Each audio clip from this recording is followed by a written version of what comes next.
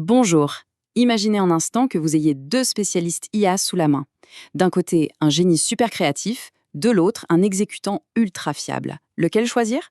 Eh bien, c'est un peu le dilemme que nous pose DeepSeek avec ses deux modèles, V3.2 et R1. On va décortiquer ensemble un audit de fiabilité tout récent qui révèle des surprises et vous allez voir des failles assez critiques. Voilà, c'est vraiment la question qui est au cœur de tout ce qui va suivre.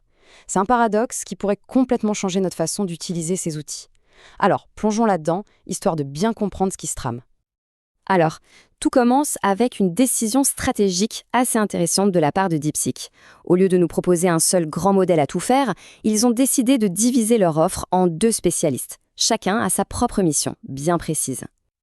Et les voici. D'un côté, on a le V3.2, qu'on va appeler le performeur. C'est le bourreau de travail, le modèle fiable, conçu pour exécuter des tâches et livrer des résultats solides, sans fioritures. Et de l'autre, le R1, le penseur. Lui, c'est le théoricien brillant, optimisé pour la logique pure, les maths abstraites. Deux philosophies, deux outils complètement différents.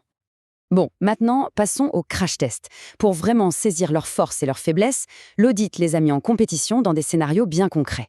C'est un peu comme si on organisait un match entre un développeur de génie et un chercheur pur et dur. Voyons voir qui gagne.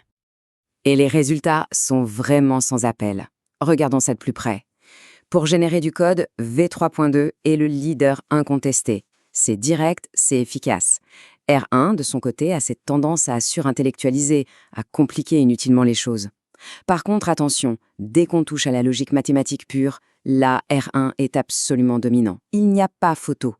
Mais, c'est un grand mais, quand il s'agit de corriger des erreurs, de débugger, V3.2 est bien plus robuste. Le R1, lui, il est, disons, fragile. Cette citation, tirée de l'audit, elle résume tout à la perfection. C'est vraiment l'analogie clé à retenir. R1, c'est le chercheur qui va trouver la formule théorique brillante.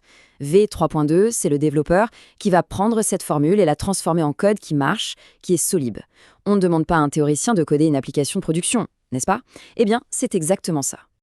Et c'est précisément là que les choses deviennent déconcertantes. Parce que derrière le génie apparent du penseur, cet audit a mis au jour une faille fondamentale, un véritable paradoxe qui remet pas mal de choses en question. Tenez-vous bien, le modèle qui a été spécifiquement conçu pour être le plus logique, le plus apte au raisonnement pur, est en fait celui qui cache un défaut critique, voire dangereux. Et voilà le paradoxe en chiffres. Regardez-moi ça. Un taux d'hallucination factuel de près de 15% pour R1.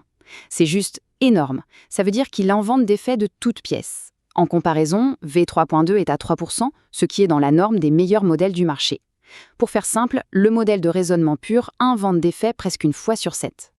Mais alors, comment c'est possible? La cause est presque ironique. R1 ne va pas juste chercher un fait et le donner. Non, il essaie de raisonner dessus, de le comprendre. Et pour construire une réponse qui lui paraît cohérente, il va jusqu'à inventer des liens de causalité qui n'existent tout simplement pas. Le point crucial, il est là. Sa plus grande force, le raisonnement, devient sa plus grande faiblesse dès qu'on lui demande d'être factuel. Allez, on passe à un autre point vraiment critique soulevé par l'audit. Et cette fois-ci, ça concerne les deux modèles. C'est un avertissement de sécurité qui devrait faire réfléchir à 2 fois avant n'importe quel déploiement dans un environnement professionnel. Et là, le bilan est sévère, et il touche bien les deux modèles. Primo, ils échouent massivement aux tests de sécurité. Ils se laissent jailbreaker, c'est-à-dire contourner, bien plus facilement que la concurrence.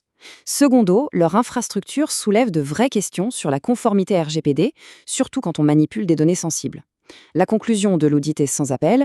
Envoyer un algo de trading ou des données financières confidentielles via leur API publique, ce n'est même plus un risque, c'est une porte ouverte à des fuites potentiellement catastrophiques. Et ce chiffre, il est sans appel. 100%. Face à des tentatives de contournement bien précises menées par des chercheurs en sécurité, le modèle R1 a cédé à chaque fois. La porte n'était pas juste entr'ouverte, elle était grande ouverte. Alors on fait quoi? Face à un modèle brillant mais pas fiable et un autre performant mais avec des failles de sécurité, est-ce qu'on jette tout? Eh bien non. L'audit propose une stratégie plutôt élégante pour combiner leurs forces tout en maîtrisant leurs faiblesses. C'est ce que l'audit a baptisé le protocole Sandwich DeepSeek. Et franchement, c'est très malin, suivez bien le raisonnement. Première étape, la théorie. On se sert de R1, le penseur, pour concevoir la logique mathématique pure, la belle formule. Deuxième étape, l'implémentation. On prend cette logique et on la donne à V3.2, le performeur, avec des instructions très claires pour qu'il écrive le code robuste et les tests qui vont avec. Et enfin, troisième étape, la vérification. Et elle est cruciale, on exécute le code. S'il y a des erreurs, on les renvoie à V3.2 pour le débugage. Jamais, au grand jamais, on ne demande à R1 de toucher au code ou de corriger des bugs. C'est la clé. Ce tableau final, c'est un peu le résumé pratique de tout ça. Pour créer une nouvelle stratégie, la méthode sandwich est excellente. Pour vérifier des faits financiers, il faut utiliser V3.2, aidé d'une recherche web, mais surtout pas R1 tout seul. Pour débugger, V3.2 est le champion de sa catégorie. Et enfin, pour tout ce qui est audit de conformité au juridique, le risque de sécurité est tout simplement trop élevé, il faut chercher des alternatives. Ce qui nous laisse avec cette question finale, qui va bien au-delà de la simple technique. L'histoire de DeepSeek R1 et V3.2 nous force à nous interroger. Quelle nature d'intelligence cherche-t-on vraiment à construire? Entre un génie imprévisible et une machine fiable, mais peut-être plus conventionnelle, où est-ce qu'on place le curseur? C'est une réflexion qui est absolument essentielle pour l'avenir et un débat qui, à mon avis, ne fait que commencer.